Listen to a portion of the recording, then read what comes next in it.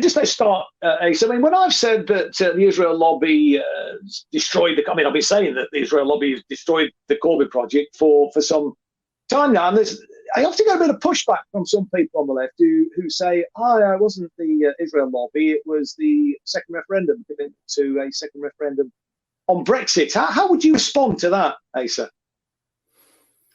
Well, I think there's 2 points to make about that. First of all, I would say I don't think anyone on the left disputes the fact that it had a massive impact.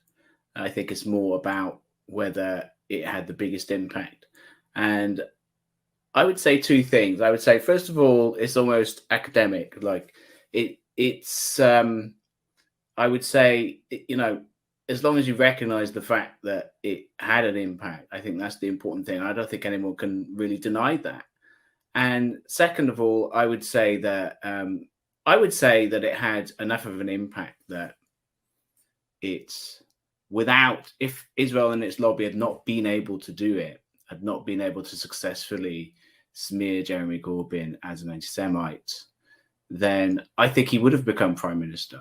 I do think that is the case, and I agree that the whole Brexit debate and the referendum, the issue of having a second referendum, I agree that it played a role, but I don't think it had the damage that the anti-Semitism smears did.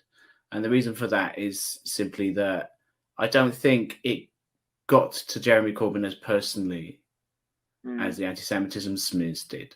Like it didn't have the same amount of damage. It was something that, it caused division within the party.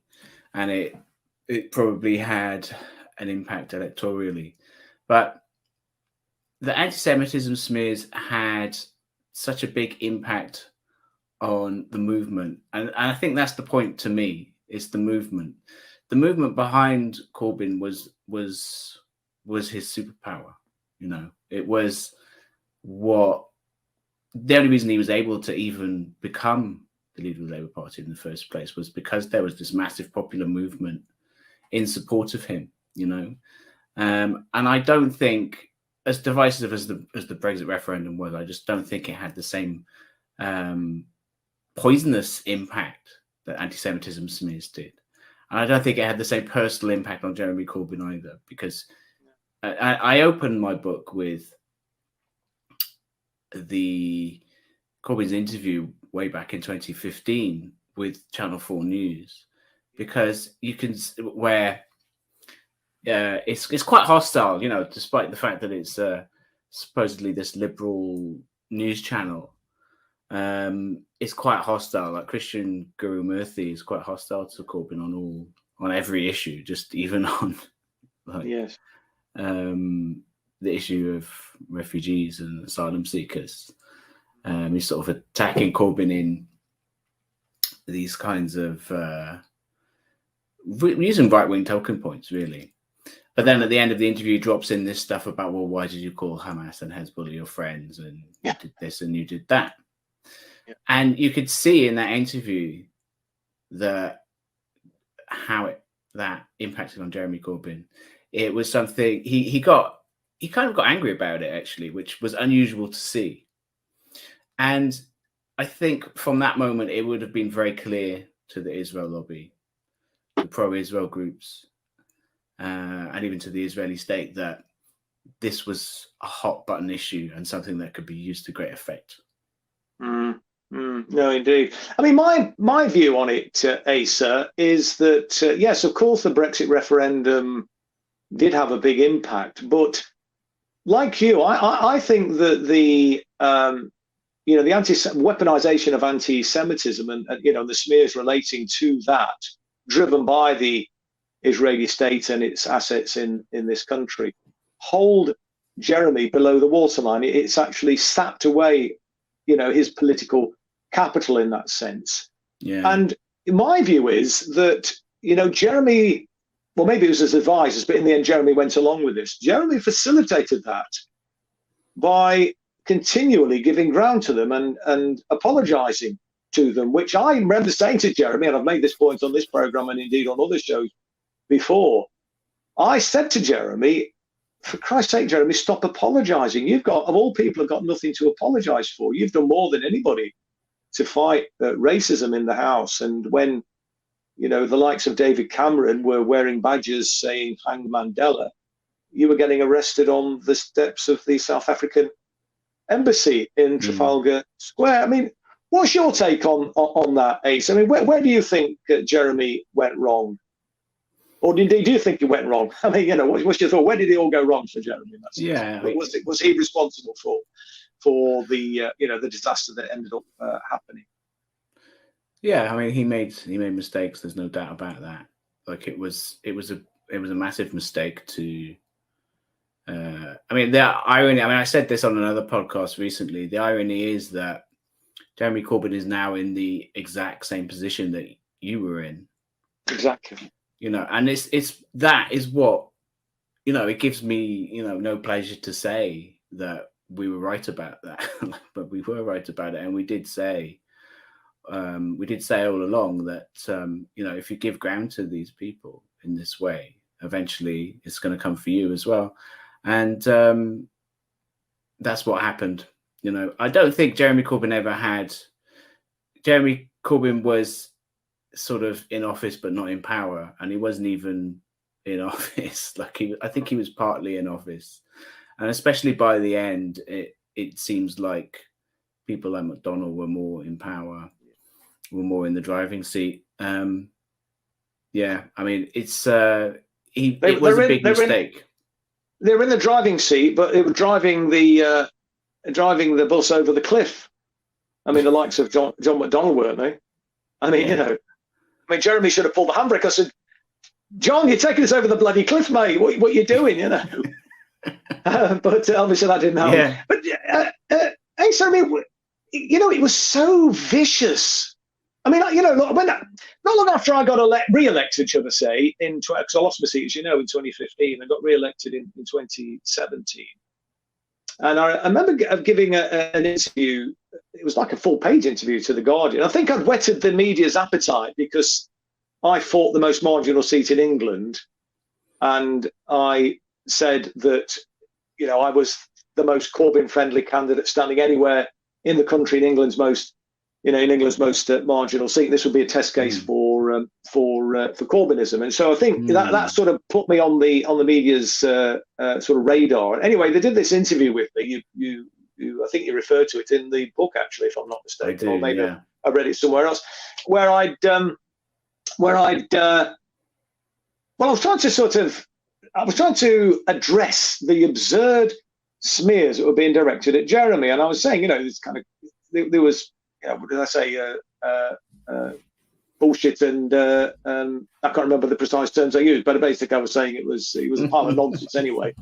And I cited different examples, you know, the attacks about him being a Czech spy, about being a misogynist, and I was saying, you know, the weapon and the accusation of anti-Semitism, you know, were particularly egregious in that sense. Yeah. And that put me, you know, even to an even greater extent on the radar of the Israel lobby, the Zionist lobby. I mean, they'd already started to criticize me prior to my re-election when I made some fairly tame comments, I think, about the Oxford University Labour Club, and I'll come on to that in a moment.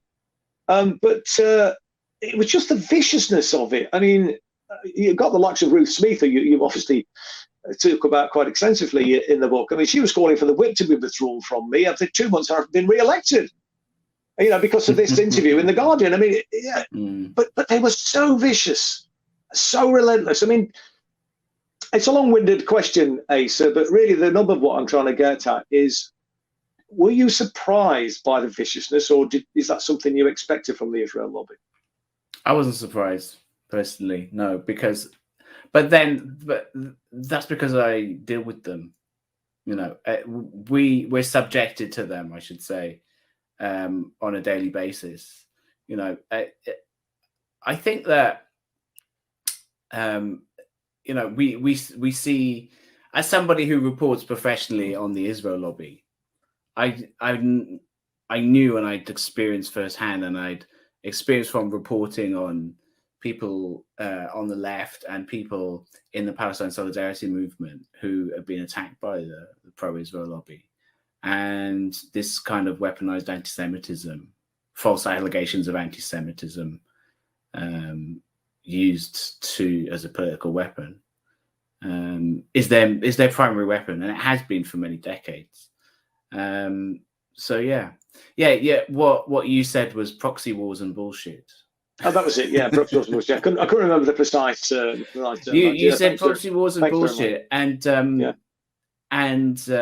but you were talking about rows in the party in general, including so-called anti-Semitism. But what you actually said, I mean, I agree. Like that interview with the Guardian was really, I think that was really when the Israel lobby marked your card, because you made that the comment. The interview wasn't mostly about that, but it was kind of a comment in passing at the end of the interview. But then after that, from then on, they were really going all out for you in the same way they went all out to get rid of Ken Livingstone and Jackie Walker. What you said was actually quite moderate, really, because you said I'm looking at the book now, the text of my book, and you said I'm not saying it never happens, but it is a really dirty, low-down trick, particularly the anti-Semitism smears. Many people in the Jewish community are appalled by what they see as the weaponization of anti-Semitism for political ends. So you were being quite moderate, like you weren't saying that the left is immune. Like you weren't saying that it could never possibly happen. Like that, yes, of course, there's probably cases on the margins of the Labour Party, which was an organisation of 600,000 people at that stage, around 600,000 people. Yeah, there could be marginal cases of anti-Semitism, but the point that you were trying to make, and that a lot of people were trying to make, was that anti-Semitism is overwhelmingly and almost completely a phenomenon of the right and the far right. And what was being carried out against the Labour Party, against Jeremy Corbyn personally, and against the movement behind Jeremy Corbyn was a smear campaign. It was a deliberately calculated smear campaign. And, that's what a lot of the British left, I think, never really faced up to. Last week's local election saw ex-Labour members all over the country standing as independent candidates, and they made a significant impact too. One of the most sensational results of the night was in Garston in Liverpool, where Sam Gorst and Lucy Williams put the Labour Party to the sword. And I'm delighted that they've agreed to join us on Resistance TV tonight to talk about their experience, because it was a pretty bruising affair. Labour resorted to their usual dirty tricks to smear their opponents in a desperate attempt to win the seat. But the smears weren't just confined to Liverpool. In the election for Cheshire West and Chester Council, for example, Labour were putting out leaflets saying that I posed a threat to national security after I'd endorsed Mandy Clare, who was standing as a Salt of the Earth candidate. But despite Labour's shameless tactics, Mandy and other Salt of the Earth candidates romped home with substantial majorities. And the results for Labour across the country were nowhere near as good as the corporate media are trying to make us believe. So let me start with Sam and Lucy, if I can. As I said in the introduction there, Sam and Lucy, it was a pretty bruising encounter. Just tell us about your experience. I mean, fantastic result. You romped home to a sensational result. I mean, cheers all around the country, mate, when that result came through, I've got to tell you. But just tell us about it, because I'm sure some of our viewers will have heard a bit about the smears that you were subjected to, but just tell us about that, and tell us about your campaign, and and how you prevailed so successfully, because it really was an amazing result for you both. I mean, I'll start off with the horrible bit first. Labour had put out, local Labour and North West Labour had put out a leaflet. It was an A3 leaflet. It was huge. There was 3 elements to the leaflet. One of the elements was insinuating that I was an anti-Semite. The other element was that I climbed the housing ladder. I basically used my position to get a council house. And then the final position was me using anti-monarchy slurs on my Twitter account. So yeah, they were trying to, I suppose Labour were trying to undermine every Democratic and turn every Democratic away from voting for me. Just 2 days before, the postal votes arrived on the doorsteps. So yeah, it was shocking, really. And I mean, you know, it's pretty low rent stuff that the party was resorting to. I mean, were you confident of victory, both of you, when the party were, you know, particularly when they put that leaflet out just before the postal votes dropped? I mean, did your heart sink? Did you think that you were still going to be able to prevail, or did you think they were going to be able to actually get over the line and beat you? I think throughout the campaign, it was like very up and down. We were getting quite positive reactions when we were door knocking, and I think the engagement from the community was good with us throughout. We had like a really good social media presence, and lots of the community actually got involved with our campaign. But I think the lowest point for us was the smear campaign against Sam. With it being done just 2 days before the postal votes were sent out, it didn't give us much time to like for Sam to put a case forward that it was all lies. We did what we could, and I think we found out at the count on Friday that it had backfired really from Labour, because our postal votes are by far higher. So our community like saw through what Labour were trying to do. So I think that was the lowest point, wasn't it? Yeah, I think because I've been working the ward for over 4 years now, with the boundary changes, a lot of the new ward that we won in was in the older ward that I represented, and therefore the community knew about my character. They knew about everything I've done in the area. So yeah, it kind of was a desperate attempt to get rid of me, really. And obviously they were using anti-Semitism over and over again just because of me pro-Palestine stance.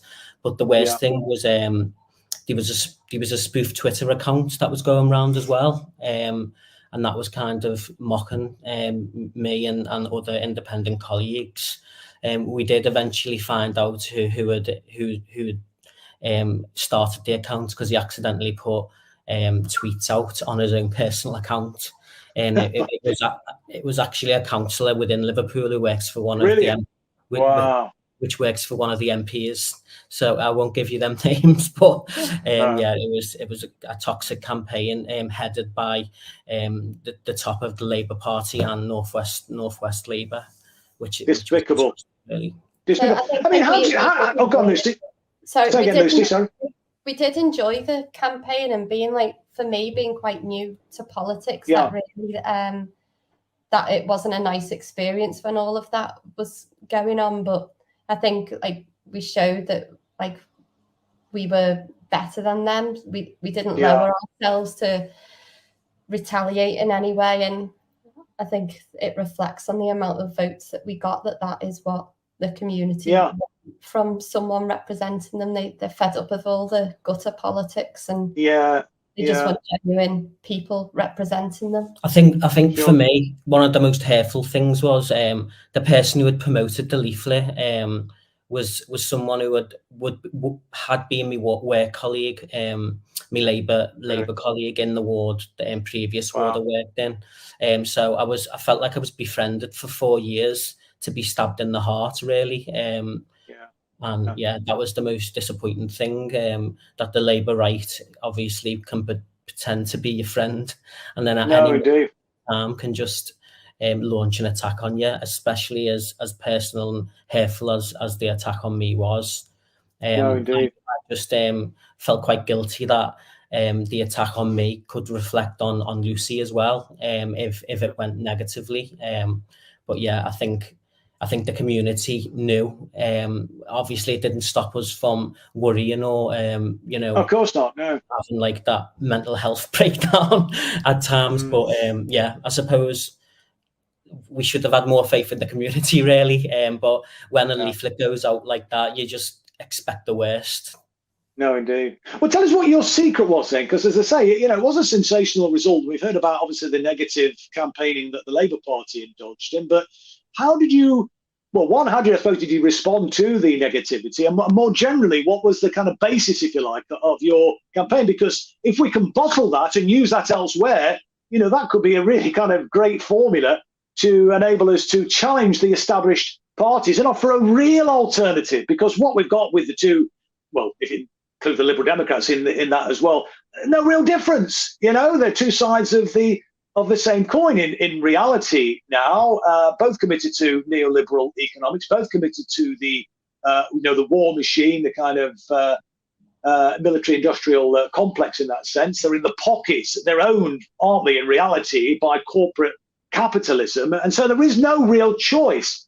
But you've obviously perfected, a campaigning technique which clearly has borne substantial dividends for you. And if we can impart that intelligence, if you like, that campaigning technique to others around the country, then hopefully we'll see other similar sensational results. And as I say, offer people a real, genuine alternative choice. In a democracy, that's what we should be doing. And that's what democracy should be about. It's about giving people choice about the sort of vision that they want to see for the country. So, Lucy, Sam, I mean, just tell us, how you went about that. I think from day one, we chose that we were going to just have a positive, a clean and a youthful campaign, like through it. We didn't retaliate to any of the slurs.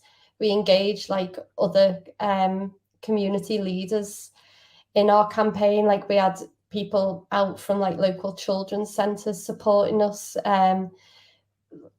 We like got. How did you do that, Lucy? I mean, that's quite significant to get local opinion formers like that. I mean, how did you go about recruiting those people to your cause? A good base anyway, because he's represented this area before, so all the hard work that he's done before, people like value that. So there was some community engagement there prior to the campaign, but I think we are actually from this community, which the Labour candidates weren't. So like, we work here, our kids go to school here, and we live in the ward. I mean, we were up against a London barrister that was parachuted in just a year and a bit before he ran as a councillor. No one knew him, but people know us just from being in the community. So I think that was the winner. I think as well, Labour always seem to think that Liverpool is a socialist red city and they'll always get in every time. But the issue is that they're taking the communities for granted. They're being complacent. And throughout the campaign, I was calling Labour lazy Labour, because it's similar across Liverpool, that they expect just to get in, and they expect. I suppose that they're always entitled. They always seem entitled to the community, so therefore the community rebelled against that, especially after that smear campaign. They thought, do you know what? We don't see no sight or sound of our councillors. So why are we even supporting them anymore? Yeah, there were lots of comments as well, because our local MP, she was very visible for the Labour Party during this campaign, and there was lots of negativity from this community that they never see her, unless unless something like this is going on. So I just think the community have rebelled against the Liverpool Labour and National Labour as well, by getting behind us, and we're going to repay them, because this is a community that hasn't been represented for years. There's really deprived areas around here that have been neglected, and I think that people have just had enough of it now, and I mean, getting behind us. I mean, the fact that we were getting emailed and stopped for posters, and we gave out 5 posters. We didn't really even ask people to take them. We were just advertising them, and we were getting called, and we got. You must have scared the bejesus out of the Labour Party with that kind of. I mean, They were putting in 30 to 50 people every day. They were whipping people out of their own wards that they needed to win into Garston. Yeah. I mean, I do feel like I was the biggest threat within the city. Myself and Alan Gibbons as well. They really did plough the resources, and Labour Northwest did the same into Garston and Arrol Park. I mean, what you've just been setting out there, Rabbi Weiss, is, I mean, it's very much contrary to the narrative that we see in this country, and I suspect in the United States of America as well. Very much contrary to the narrative that's carried in the corporate media. And I've even heard like offensive remarks when people articulate similar views to your own, Jewish people articulate similar views to your own, that, oh, you're just a self-hating Jew. How do you respond to such offensive remarks like that, Rabbi Weiss? Well, one of our great leaders who passed away a few years ago used to have a mantra would constantly repeat. He would say, 1 and 1 is 2. You can have all the king's horses and the king's men. You can have all the wise men of the world explain away that 1 and 1 is 3. It won't change the fact that 1 and 1 is 2. If it's now by us day, it's not that you could explain with a lot of psychology and great ideas that now it's not, but it's not. And the fact is, Judaism is subservience to God. The fact is that Judaism is clear, as all the rabbinical authorities. We put out a book about this. The rabbis speak out, which is around 100. It says 130 years records of religious Jewish opposition to Zionism. But today it's like 150 years. We have the rabbis universally from every part of the world who explained, and basically the issues that I said, that we are in a declaration of exile that was 2,000 years. Jews went through many trials, tribulations, much suffering, the Inquisition, the Crusades, that people tried to force Jews to convert to Christianity. If anybody who looks at the history, simply, you can go to Spain, you can go to Italy, you can see the whole towns where they were banished. You go to York, here in England, and I went there, and you see where Jews were.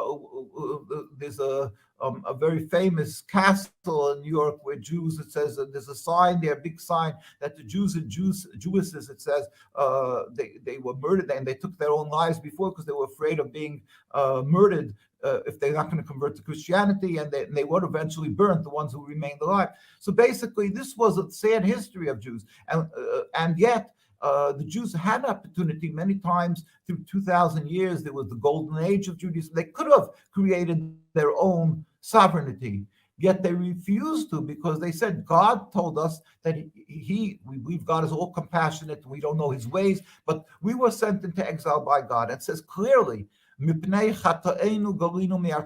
Hebrew. That's in our prayers we say that. Because of our sins, we were sent into exile. We believe we were not on the high level that God required of us to remain in the Holy Land that we call Palestine. And we were sent by God, and God told us that we are to be, as a nation, as a sovereignty, we have to be in a very high level of holiness to be in the Holy Land in this nation. And since we're not, as all the prophets, Ezekiel, Isaiah, all of them stated, we're being sent into exile, and we were put under a direct command of God not to return and recreate a sovereignty until God will find it the time, and then he will make that happen. But until that time, we are forbidden to do that. End of sentence. This was accepted 2,000 years. We had, as I say, many golden age of Judaism, and we could have created our sovereignty, and the rabbis clearly stated, do not attempt this, have patience. It's not acceptable to do this. And so we didn't make that through 2,000 years. Zionism came along and let us look a picture of who Zionists were. I carry along a picture with me where I travel a lot of times. This is Ben Gurion, it says here, reading the Declaration of Independence in 1948 in Independence Hall. Now, if you can see the picture, and anybody can Google it, you'll see who's on the dais, who's sitting at the head there. Not one of them is even covering the heads. I believe not one of them. Maybe someone you don't see. Not even. Now, imagine making a Christian state or Muslim. If you'd call it a Christian state, then you would have some a priest, a pope, somebody over there. Yeah. If you're making a Muslim state, you have imams, you have sheikhs, you have something. Here they're supposedly making a Jewish state, and there were plenty of rabbis when this was done, and not one single rabbi will you find here, because this was created as a purely political adventure, a venture to create some type of their own idea of what they want, ersatz Judaism, a transformation from sovereignty to God to nationalism.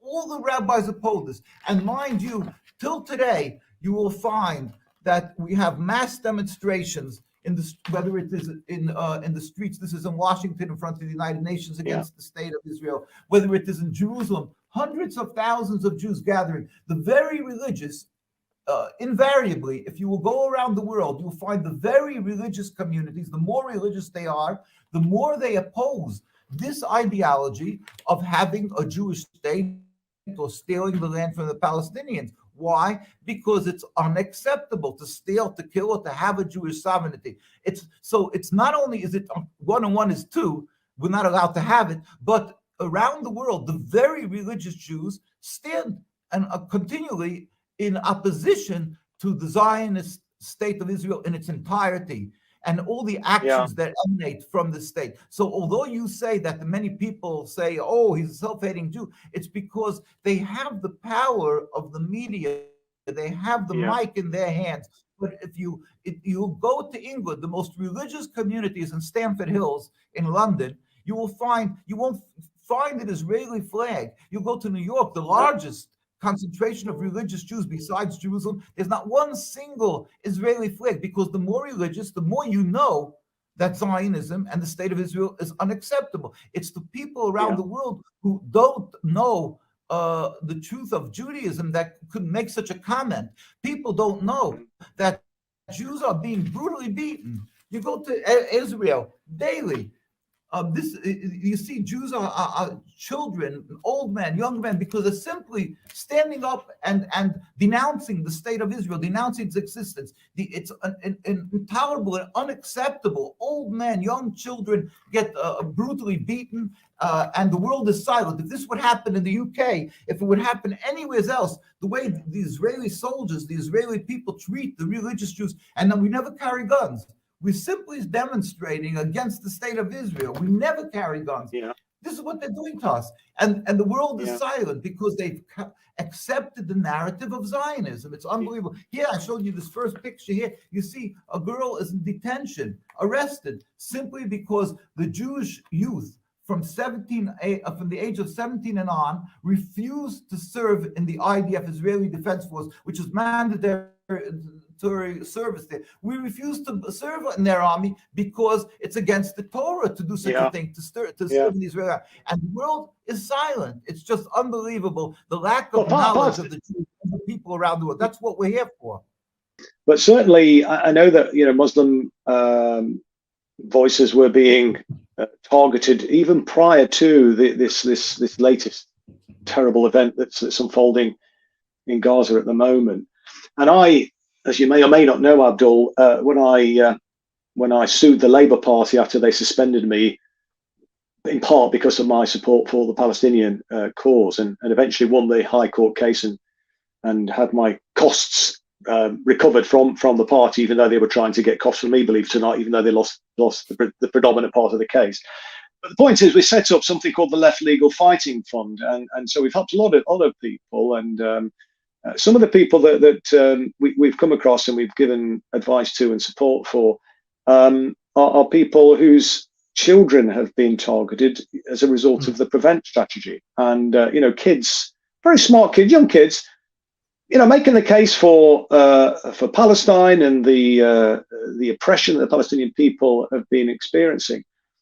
And they've been accused of extremism. They've been accused of being racist. I mean, quite shocking, frankly, that people have been unable, or there's been an attempt to prevent them, young people, from speaking out on which is a very hugely important current issue of the day, isn't it? I mean, What do you think about that? I mean, what do you think about the whole prevent strategy? Because I know that there was a lot of criticism right from the day that it ever was first kind of, mooted and then implemented. And, I don't think things have particularly got any better. But what's your thoughts about prevent and how youngsters are being targeted like that? It's quite shocking. Well, I found it quite shocking anyway. What do you think, Abdul?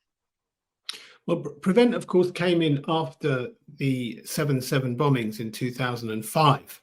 And the climate it came in was one in which it really wasn't effectively challenged. I mean, I'm sorry to say that there were people in the Muslim community who thought that this was something that would help stop violence in some shape or form. They really didn't understand that this was about ideas, this was about beliefs, whether they are political or religious, and hence they engaged with prevent.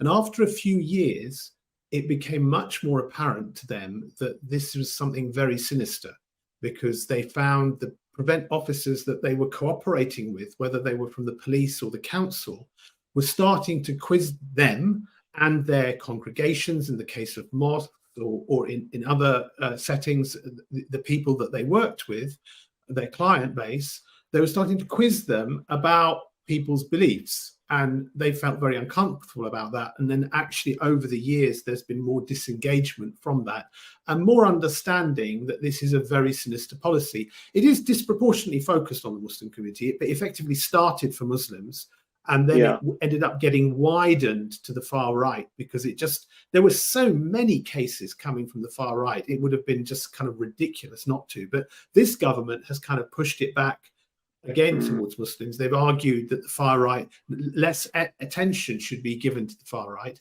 But as we know, something that starts with one community doesn't stay there. So prevent as a policy, as a tool, has been used against environmental campaigners, for example, and others. So these are tools that once the government has them and tries to justify using them, it will use them for anyone that they think that they want to label as extreme. And of course, we know extremism doesn't really have a very good legal definition that is robust enough to stand up in court, which is why they use these quasi-legal tools like prevent, which scare people. And the best way to scare people, as you're pointing out, is with their kids, because prevent is presented as some kind of safeguarding policy. So that if a kid says something which is controversial in school and they're reported to prevent, then in fact social services can become involved. And some of the worst cases that we've come across, and there's a very good organization I'd refer your audience to called Prevent Watch, where they actually highlight a lot of these cases and take on a lot of advocacy work for people. But, it's literally misunderstandings of what children have said. Yeah. A cucumber, a young child using the word cucumber, child from a non-English speaking household, was interpreted as saying cooker bomb. Okay. And that was enough to put them down there to prevent. Reading verses of the Quran. I know a family where a young man gave a presentation in school which was talking about the history of Islamic civilization. And in that, he actually explicitly criticized ISIS, okay, in his presentation, but he wanted to talk about the greatness of the past history of Islamic civilization. His teacher praised him. His teacher emailed the parents saying, what a wonderful presentation your child did. But another teacher was worried about it and referred the child on to social services. And it ended up being very traumatic for the parents, even though the social services said, this is not extremism to us in the end.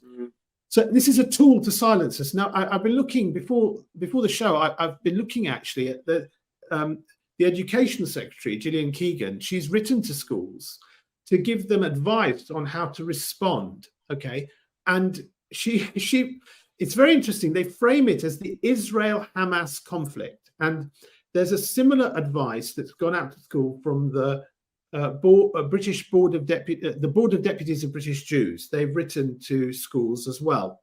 And they also talk about it in terms of a war between Israel and Hamas.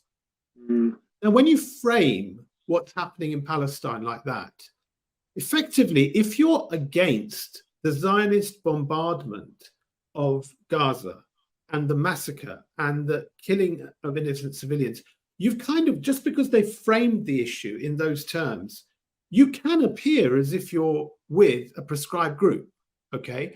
And that in itself, that just framing the discussion like that almost immediately shuts down a certain level of discussion for people on this issue. And you have to be braver.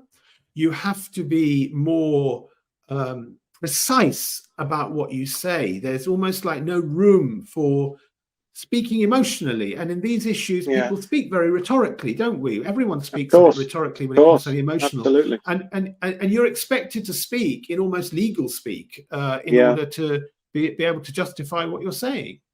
The Palestinian uprising against 75 years of Israeli oppression that began in the early hours of October the 7th came as a shock to the Israeli regime and the whole of the Western world.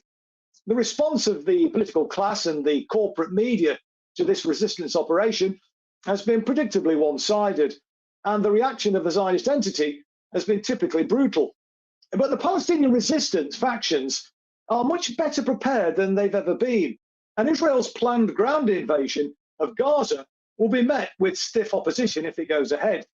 And the lurid propaganda being peddled by the corporate media hacks and the politicians is already being debunked. So I'm delighted to welcome Yusuf Al-Halou onto the show this evening.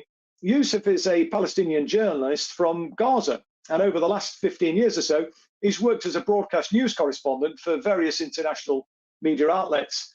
And his output's been featured on media channels all over the world, including the Real News Network in the US, the BBC, and TV in New Zealand, amongst others. Hi, Yusuf, welcome to the show. Thank you for taking the time out. Yeah, it's my pleasure, Chris. Thank you. Great stuff, mate.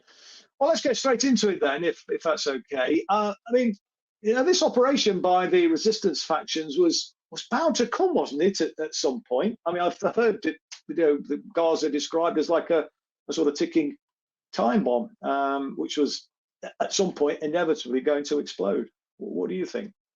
Well, it was a surprise for all of us, to be honest, not only for the Israelis.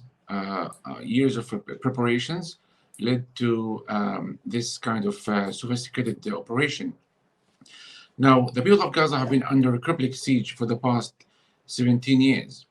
And can you imagine that these resistance fighters with minimum and basic capabilities, they managed to come up with this sudden attack that it was a slap on the face of Israel's intelligence, because they had no idea that it was coming. Gaza is a densely populated area. It has been under siege from air, land, and sea, and Israel is still occupying power there, although it withdrew its forces back in 2005, but it is still in full control of everything: imports, exports, electricity, water, shipments of food, medicine, everything. So when you look at what happened when they bulldozed the fence, it was as if the people of Gaza, it was not only Hamas fighters, it was also ordinary people who were kind of, they did not believe their eyes that the fighters, they infiltrated across the border, and with these gliders parachuting from the sky. So they rushed to the border in, I wouldn't say it's celebration, maybe they thought that the Israeli army left their posts, but it was empty at the time.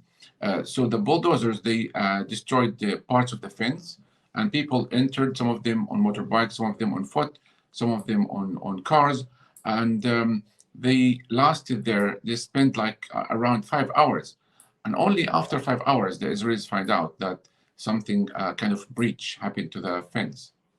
Yeah. I mean, as a Palestinian, Yusuf, I mean, how did you feel about the operation? You know, when you heard what was happening on Saturday morning. I'm a journalist. I'm covering the news. I'm not taking sides. I'm not part of Hamas. Right. So Palestinians, as I said, they were kind of surprised that, is it really that Palestinian resistance group managed to embarrass Israel to this extent? It was unbelievable. People were kind of celebrating. They kind of finally somebody, sought revenge for us because, tens of thousands of Palestinians killed since 1967 or 1948. Endless massacres committed. Many people families maimed, children torn apart.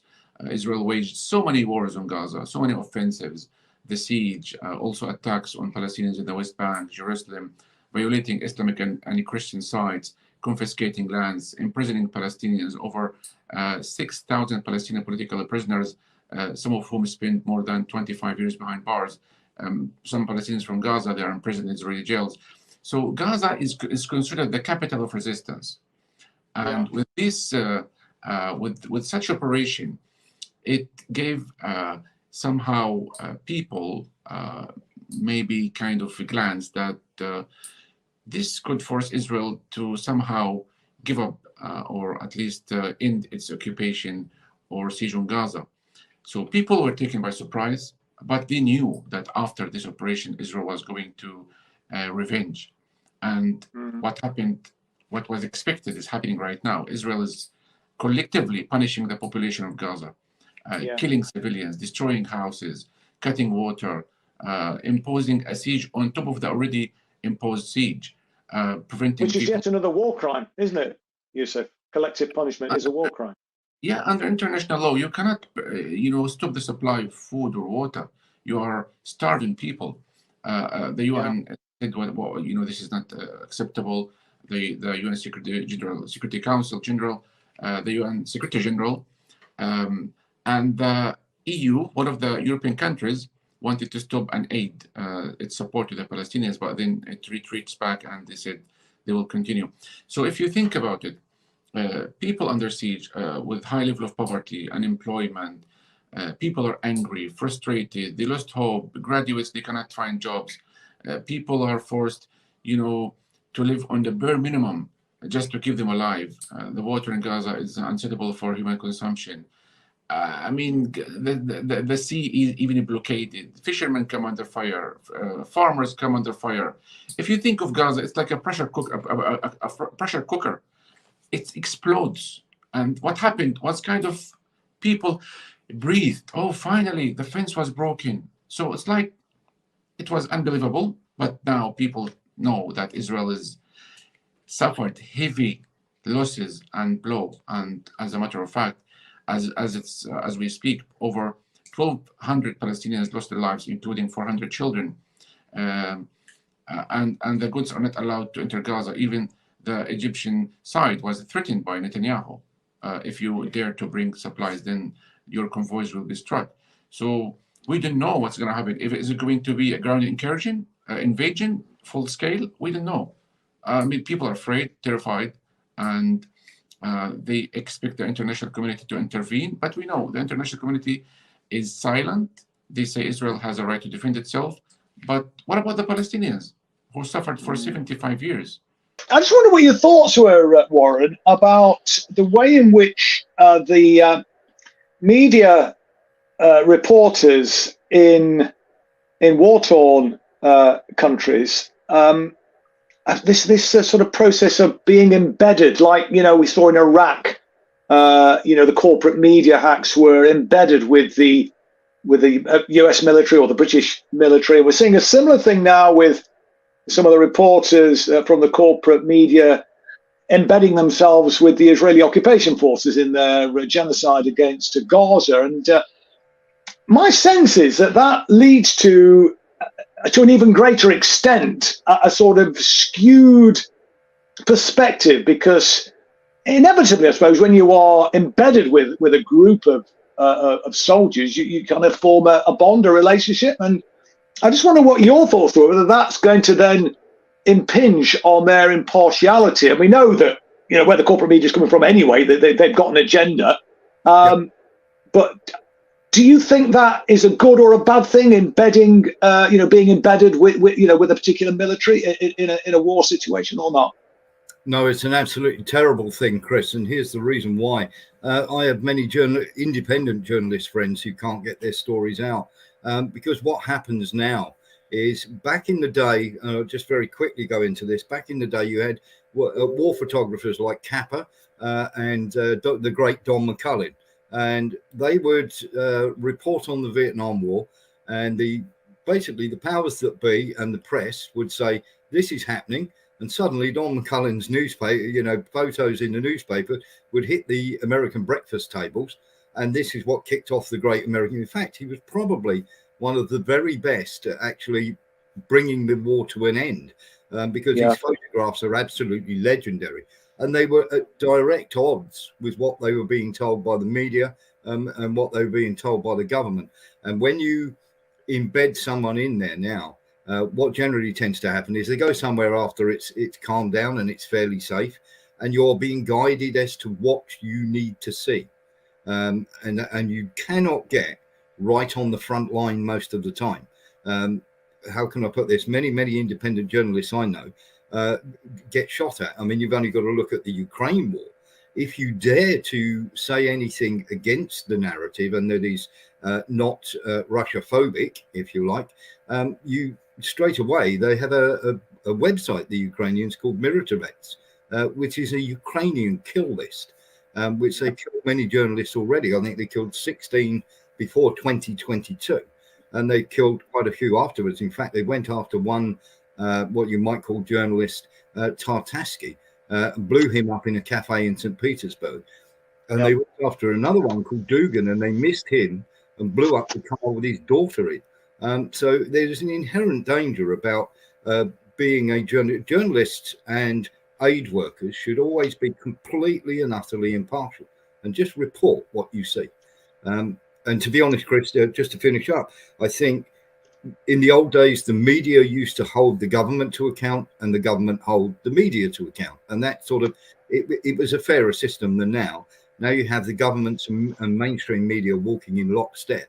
And I think that's why we've become so popular as journalists, because we actually tell the truth and people are thirsting for that. Hello and welcome to another edition of Resistance TV. Tonight we're discussing the devastating earthquake that recently struck Turkey and Syria. The response from the West was very different when it came to the two countries, though. Whilst aid poured into Turkey, Syria was disregarded, and the West's sanctions against Syria remained in place. So joining me to discuss the situation in Syria tonight is the fearless investigative journalist Vanessa Beeley. Her work is highly regarded by people like the legendary John Pilger, and she was a finalist for the prestigious Martha Gellhorn Prize for Journalism. She's been on the ground in Syria, in Aleppo, and she joins us from Syria tonight. Hi, Vanessa, how are you? Hi, Chris. Thank you so much for inviting me on. Well, it's a great privilege to have you on, somebody of your standing and acumen and your detailed knowledge of the situation on the ground in Syria, I think will be invaluable. I wonder if you could maybe just start by just setting the scene for us in terms of, you know, the level of devastation that you've actually witnessed, particularly places like, you know, Aleppo, where you just returned from. Well, yeah, I mean, in Aleppo, it's pretty horrific. Basically, all of northern Syria, which includes, of course, the northwestern pocket, which is dominated and controlled by Al-Qaeda, funded by the West and their allies. But even apart from that very small area of territory, northwestern Syrian territory, pretty much all of Syria felt at least the first two earthquakes. The first, of course, was, I think, around 7.8. Some people said even as high as 8.1. But it was a substantive earthquake, which was felt even in Jordan, Lebanon, here in Damascus. People felt it. The buildings were shaking. But the worst areas were the north of Syria, Turkey also, of course. Yes. But the northern region of Syria, which included the coastal areas, so Latakia, Tartus, Jable, Aleppo, Hama, Homs, and then the northern countryside, as I described. Yeah. I just came back from 3 days in Aleppo, and I have to say it was really heartbreaking. I mean, you know, I've been in Syria since 2016. I was in Aleppo, eastern Aleppo, when it was liberated in December 2016 from the terrorist occupation. And then there was extensive damage, war damage, of course, both from the terrorists and from the liberation campaign itself. But in all honesty, in the years following that, the Syrian authorities had cleaned all the streets. Everything was being rebuilt, including the old souk and many of the kind of heritage sites in Aleppo that had been damaged. Much of it had been rebuilt and restored and was well on the way to being fully restored. To go back now and see the same streets littered again with rubble. And I think the most frightening thing for me was to hear from people that were there at the time when it happened. And of course, we have no electricity in Syria because of sanctions and also because of the US occupation of Syrian resources in the northeast. We'll come on to that later. It was pitch black. So when the first earthquake hit in some areas, people fled their homes and were running in pitch darkness through very narrow streets. And around them, the buildings were falling and killing them as they were running. So, you know, entire families were wiped out in literally 2 minutes of an earthquake. So 11 years of war, and everyone sort of said to me, you know, in the war, if a shell fell, it fell in one localized area. And yes, there was terror and trauma in this localized area, but with this earthquake, it's literally affected every single part of the city in one atom. And the fear that continues. I mean, while I was there, there was I think around a 5 earthquake in southern Turkey, which again shook the building that I was in. And now the terror and trauma that people are experiencing, having already sort of gone through the first 2 major earthquakes, is absolutely devastating. It's devastating to see it. And it's devastating for the people to deal with it. Of course. I mean, how are people coping, Vanessa, given this terribly traumatic Well, event? I mean, you know, they're Syrian. And one thing I learned about Syrians during my time here, during the war, living through sanctions, done through the post-war, although the war isn't entirely finished, but the major part of the military campaign is finished. There is a relative stagnation of the military combat right now. But you know, the free fall of the economy, the tightening of sanctions, the Caesar Act being brought in, which effectively blockades and besieges Syria and punishes any other country for coming to the aid of Syria. Of course, you know, the Caesar law is unprecedented sanctions, unilateral coercive measures that do not have UN mandate. So they are arbitrary. They were brought in by the US, UK, EU, Turkey, and Arab League to effectively, collectively punish the Syrian people who didn't want regime change. That's the bottom line. So, you know, the people here had gone through 11 years of war.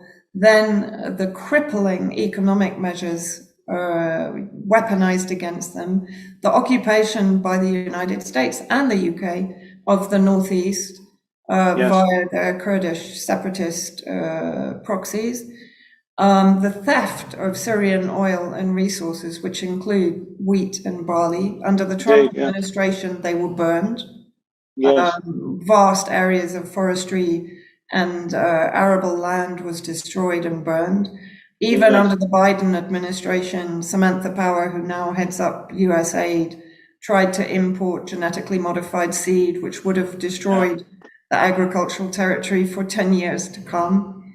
So, you know, the hybrid war against Syria has been probably one of the most savage, vindictive, and barbaric in history. And I just want to know, before we get into this new campaign by the British, French, and US intelligence agencies, I wonder whether you could tell us what the impact of sanctions is on the Syrian population, because, you know, talking to a lot of people, they think even now that sanctions are a humane alternative to, you know, military action. But the truth is, from what I've seen, that, you know, they represent collective punishment of the civilian population, don't they? Yeah, I mean, you know, especially the sanctions that have been levied against Syria since 2011, even before then, but let's say they increased exponentially from 2011 onwards, ending, of course, under the Trump administration with the Caesar Act, based again on a fraudulent report of torture carried out by the Syrian government that was proven, that the majority of the photographs used in that case were actually of tortured Syrian Arab army soldiers whose bodies were discarded. And yet that report famously sort of brought to the US and has since been recycled multiple times to justify sanctions against Syria is in order to punish any country that comes to the assistance of Syria. So this is extraordinary. We have unilateral sanctions against the Syrian people. Sanctions, in my opinion, are never against those that they claim to be targeting, which are usually government or government institutions in target countries. They are almost invariably unilateral, as of course we saw in Iraq with the death of 500,000 children that Madeleine Albright considered was a price worth paying. Yes. And so, here in Syria, after almost 13 years of war and destabilization and occupation by the United States and their various terrorist and the Kurdish Contra proxies in the northeast, and Al-Qaeda, which has been described by Ambassador Jeffries as a US asset in Syria, occupying the northwest, with Israel, of course, illegally occupying and having annexed the Golan territory. Yeah. And the US has control, of course, of the oil resources, the agricultural resources in the northeast, and it steals more than 80% of those resources, either directly taking it to their own military bases in Iraq, or it's used to provide revenue for ISIS or for the Kurdish Contras, both of which have been proven to be US-Israeli proxies in Syria. And so the sanctions... Sorry, go on. No, go on. No, you go on. Sorry, I thought you'd finished there. Go on, Vanessa, keep going. So the sanctions, effectively, combined with the occupation, mean that we have very limited electricity. Many people around here, for example, in the suburbs of Damascus, receive less than 1 hour per day, even in the hottest, coldest weather. We don't have water because we don't have electricity to pump the water to the tanks on the roof. Food prices are going up exponentially. Salaries, they have just increased, but for the first time since 2011. So they're not keeping up with the price of food and the rising inflation. It's hell, actually, for people in Syria. And for me, this is what sanctions are designed to do. They're designed, as you said, to collectively punish a people that is resisting any neo-colonialist project, whether it's military intervention or economic intervention or interference, and to force the people into a state of lack of dignity, hopelessness, despair, depression, where they will turn against the target government. So I'm delighted to welcome Kim Stanton onto the show this evening, who's the director of a new film about Julian's plight called The Trust Fall, Julian Assange. And Kim is joining us from Sydney in Australia. Hi, Kim. Welcome to the show. How are you? Very well, Chris. Thanks for having me. Oh, great. We're really, really delighted that you've taken the time out to join us, because this is such an important documentary that you've made. But just before we get into our discussion, Kim, I thought that we might just play a clip of the reactions of people who attended the world premiere of your documentary, which I understand was shown in Australia, which is obviously Julian's country of birth, isn't it? So we'll just play that first, and then we'll get into the discussion. Such a moving film, and I would implore everybody to watch it. First class. I would be very proud to have made a film like that. Just got angrier and angrier as the film went on, and I'm going to go home and warn my children that their lives are Yeah, it was wonderfully produced, wonderfully written, with a lot of empathy and a lot of truth, and giving us all inspiration to stand up to the powers that be. I feel like I've got a lot of knowledge about it now, yeah, absolutely. Oh, it was fantastic. amazing movie. And hopefully this is going to bring everything to light and you know, let's bring a brother home. Let's get him home. It's been too long. I hadn't heard of John Pilcher for a long time, and he was in there with the very cogent views, and all the other commentators were absolutely superb. It was really eye-opening, and I really recommend watching this film to get insight into just so much deception and to learn about how you can make a difference. Brilliant film, very emotional. I had to go and get a wine because I had quite a few tears. It was very, very hard to watch, but very important to watch. So it's really powerful. I think Kim's done a fantastic job. Watching it was very upsetting and intense, but it will open people's eyes, so definitely. So yeah, another valuable film.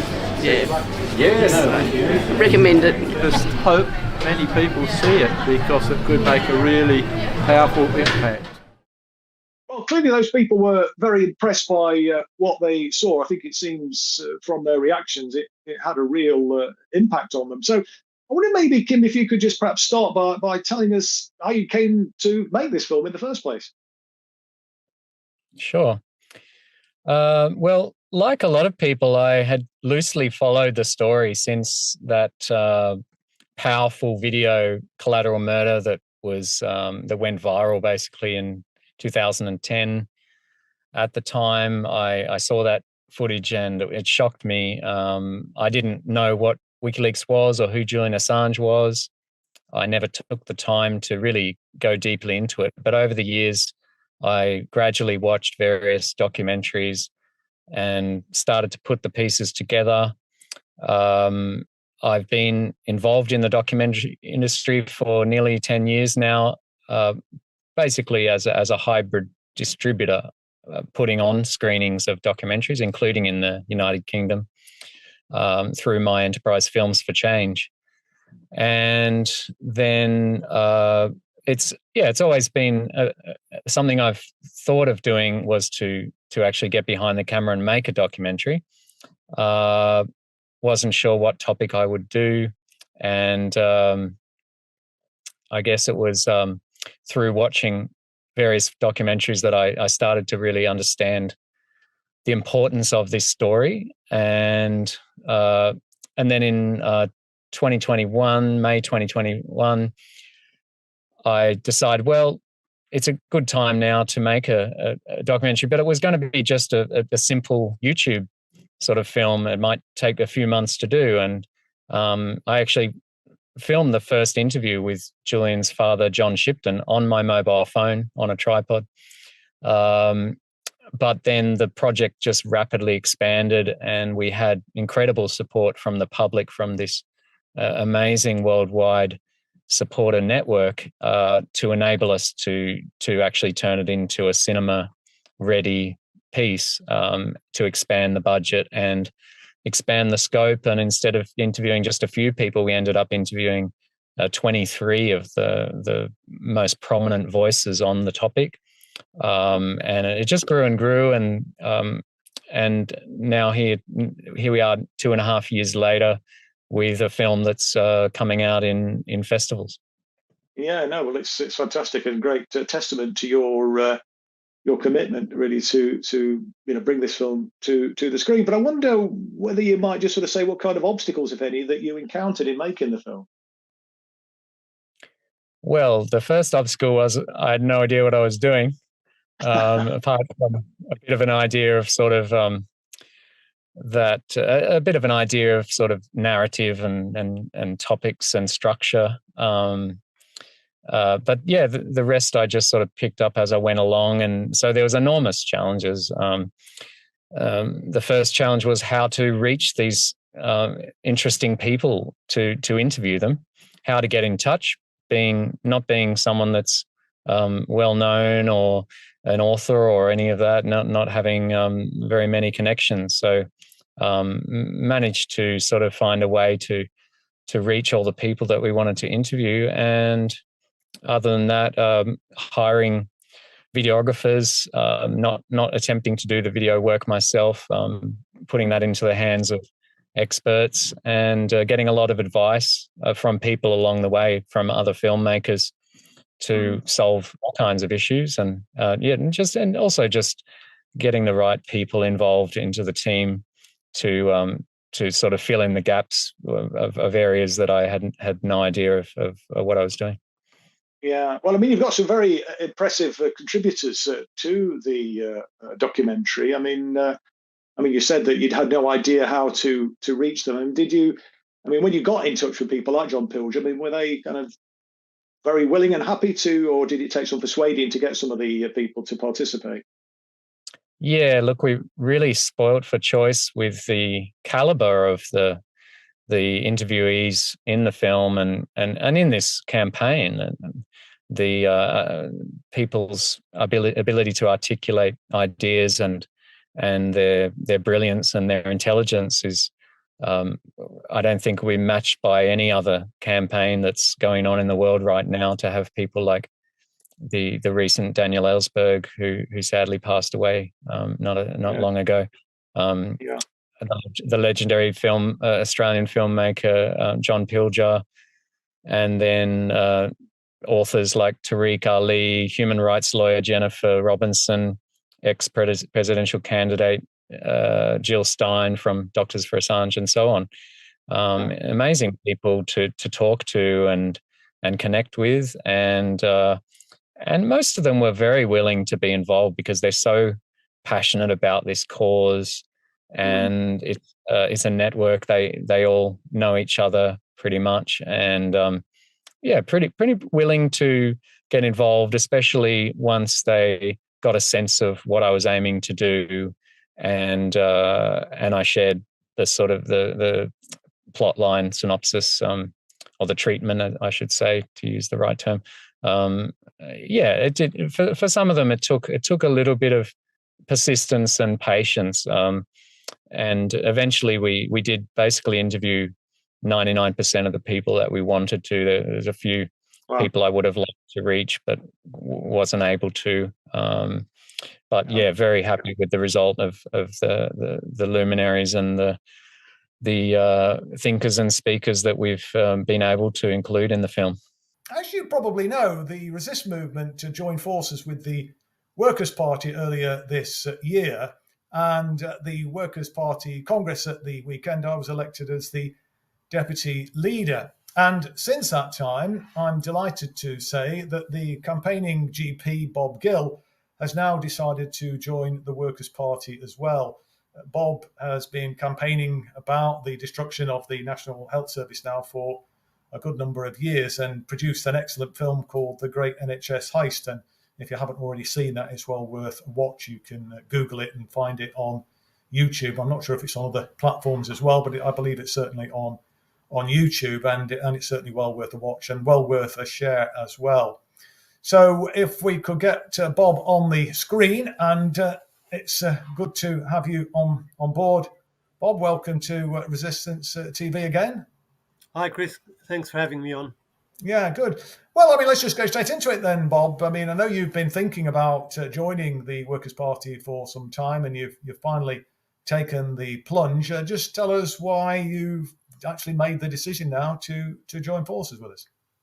Well, I think what concentrated my mind was the recent unfolding humanitarian disaster in Gaza, which seems to have the endorsement of the Labour Party. Our political elite are quite happy to endorse genocide. And I think people need to realize if you can endorse genocide abroad, you can bring very dangerous policies at home.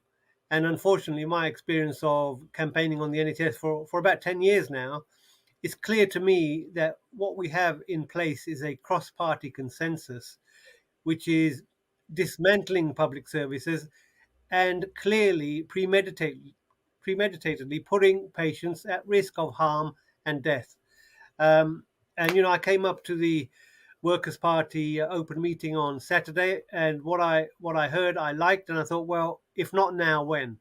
And the Workers' Party seems to be aligned with many of my views on what needs to happen to make this country a fairer society, particularly reverse the trend to exacerbate gross inequality, and diversion of money to the super rich.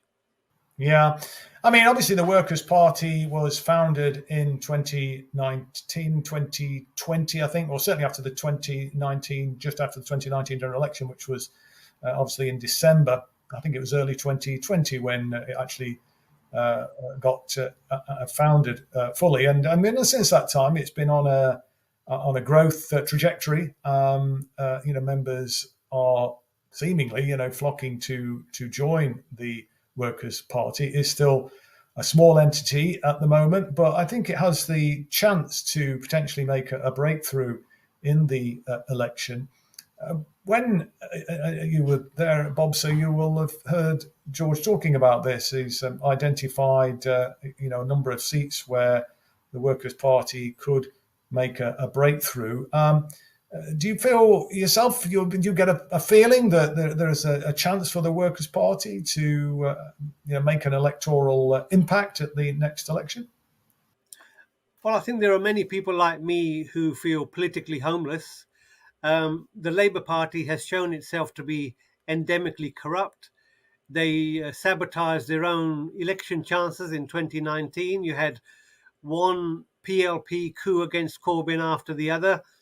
And they're quite happy with the neoliberal policies of the Conservative Party. So in reality, there will be no change simply getting a Labour government.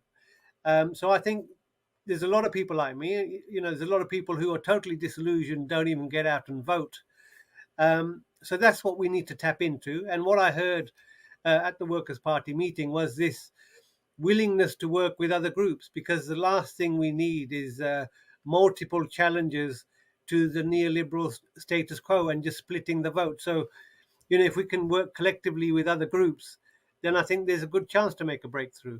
But there's a few things I just want to talk to you about. And obviously, one of the things that we've been focusing on quite a bit is the dreadful scenes in Gaza and the genocide that's being perpetrated by the Israeli regime. And we know now that I think the casualties are around 20,000, 7,000 or 8,000 children have been killed. And what's been particularly troubling, I think, from our perspective, certainly my perspective anyway, is that the lack of support for a ceasefire as a bare minimum from frontline politicians. In Parliament, we saw a vote being lost by a substantial margin, the Labour Party predominantly abstaining on it. We saw the United Kingdom abstaining at the United Nations Security Council when there was a resolution to bring about a permanent ceasefire, and they vetoed it on the first occasion, and they abstained, I think it was last week, when there was another attempt to try and force a ceasefire through. So the politicians have desperately let us down. And it's not just the politicians in Westminster. We've also seen a lack of support from councillors as well. And I know there's been quite a bit of pressure being put on town halls up and down the country to urge councillors to, express their revulsion and opposition to what's happening, and to take some practical steps to try and, put pressure on the policymakers to do the right thing. Now, I know you, James, you've been coordinating a letter from councillors calling for a ceasefire. So perhaps you could just start really by telling us about that, what prompted you to do that, and what kind of support you've received so far for the letter. Yeah, sure, by all means. So you're quite right. I co-authored an open letter which was addressed to the Prime Minister, the Leader of the Opposition, and indeed all MPs who represent constituencies across the United Kingdom, urging them to support an immediate humanitarian ceasefire in Gaza. A request for endorsement, if you like, a request to sign that letter was sent to all 19,000 councillors, England, Wales, Scotland and Northern Ireland, all parties and none. I'm pleased to say that over 1,000 councillors and counting have spoken up, have put their heads above the parapet to call for a humanitarian ceasefire in Gaza, often against significant pressure from their parties to stay silent. A number of councillors, especially Labour and Conservative, choosing to sign the letter anonymously for fear of reprisals from their party machines and party whips, which really is a sorry state for our democracy to be in. Having said that, a good number of people have given their political life's blood standing up for the oppressed around the world. You, dare I say, are one of them. And, since this request for endorsement was sent out to councillors, I've faced a torrent of abuse, and indeed, the systems and powers that be have frankly tried to shut it down. The supposedly non-partisan local government association, which is meant to be the national voice of local government, decided to suspend me from my role on the City Regions Board. Now, quite what Israel-Palestine has to do with improving urban spaces is beyond me. But they decided to take that action, and that is a suspension that is currently under review. And indeed, my co-author of the open letter, perhaps surprisingly, a Conservative councillor alongside me in Kingston, or should I say a now former Conservative councillor, also facing retaliation from his party. But I'm pleased to say he now sits with me as an independent in Kingston, and we now form the main opposition on the council, not the Conservatives. So, there's swings and roundabouts, but all of this, I'm afraid to say, the furore and the faux outrage on social media has detracted from the main issue at hand, which is the killing of innocent women, innocent children in Gaza, and the continuing humanitarian crisis and catastrophe that's going on there. That is what people have tried to do. They've tried to deflect attention away from the issue and instead make it all about me, which it really isn't. Just moving on, though, to George. And he's somebody, and we've talked about cowardice, who's the very antithesis of cowardice, and somebody who has always spoken out for what he believes in, and spoken up for the underprivileged, and spoken out against the war machine and imperialism. His record is unimpeachable, really. I mean, a lot of people may not be aware that, George, as a young man, was working undercover in apartheid South Africa, putting his life on the line. So, his record speaks for itself. And of course, as I've just said, George suffered at the hands of the party when he was the Labour Party, that is, and was expelled from the party. But after that, he founded the Respect Party and got elected, and then got lost his seat though in the 2005 election, and he lost it in 2010. But then won a by-election, famous by-election in Bradford. And but regrettably, he wasn't able to hold on to it in the subsequent election. Some question marks about what went on in the background there. But that being said, that's what happened. And he put in a very creditable performance in the Batley and Spen by-election. Actually, I went up and campaigned for George for about a fortnight up there, and the support for him was palpable. But unfortunately, he didn't get quite over the line. However, as you know, James, he has announced his intention to stand for the mayor of London. And I think, given George's record in speaking out for the people of Palestine and speaking out against the Zionist entity, the Israeli regime, and given the level of anger and revulsion at the Israel's genocide that they're perpetrating in Gaza now, and given that there, feelings are running very, very high, and in London in particular, there is a huge cohort of support for the Palestinian people. I wonder, given George's intention to stand for mayor, what you think his chances are of success? He did get a quite a good vote, I think, last time. I think it was over 100,000. The system of electing the mayor this time is different. It's not the preferential vote system, is it? It's the first past the post system. So just tell us about what you make of George's candidature and what you think his chances are, his prospects are of actually pulling off a famous victory. Sure. I mean, look, you're quite right when you say, first of all, this will be the first elections in London which will not have been elected on a first choice, second choice basis. This will be simple, straight, first past the post.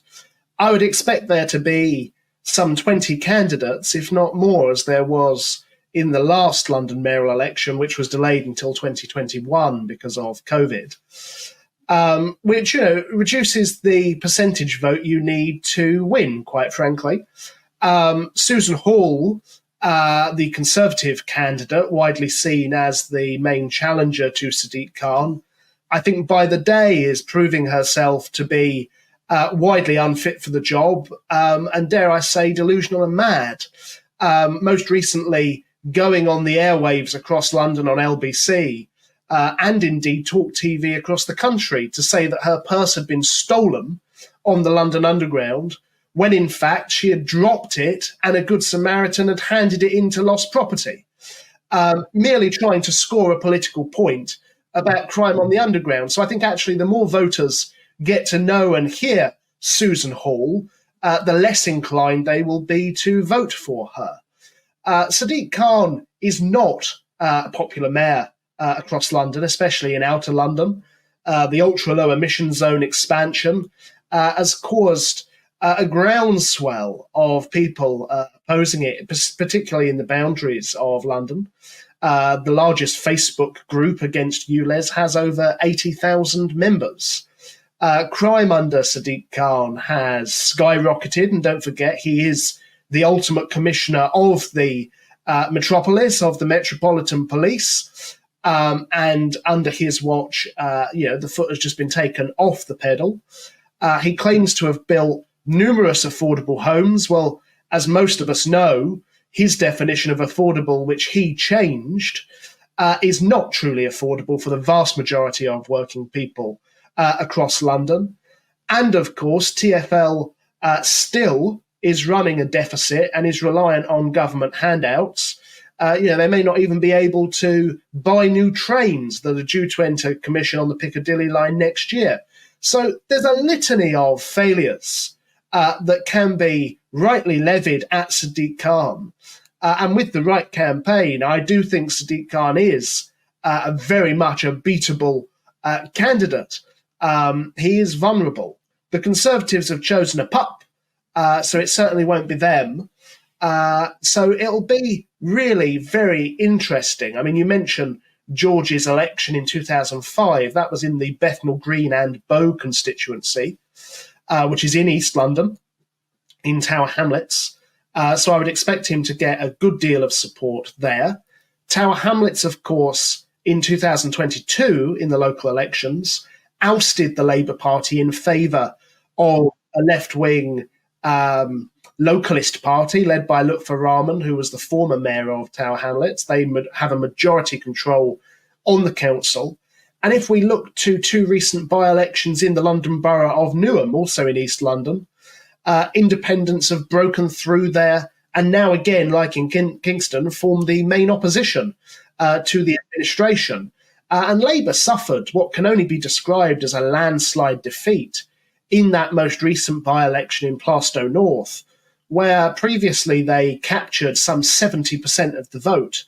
That dropped to low to mid-30s. I don't have the exact figures. So Labour really are on the ropes in some parts of London.